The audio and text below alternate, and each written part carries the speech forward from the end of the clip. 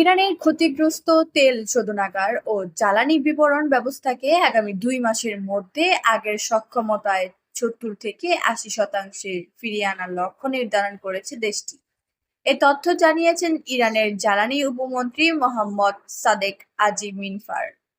সাম্প্রতিক সময়ে দেশজুড়ে ইরানের তেল শোধনাগার, সঞ্চালন লাইন, তেল ডিপো এবং বিমান জ্বালানি সরবরাহকারী স্থাপনাগুলো বারবার হামলার শিকার হয়েছে। এর ফলে জ্বালানি অবকাঠামোর বড় ধরনের ক্ষতি হয়েছে। পরিস্থিতি মোকাবিলায় দ্রুত পদক্ষেপ নিয়েছে কর্তৃপক্ষ। ধ্বংসাবশেষ অপসারণ ও ক্ষতিগ্রস্ত যন্ত্রপাতি প্রতিস্থাপনের জন্য বিভিন্ন এলাকায় কারিগরি দল মোতায়েন করা হয়েছে।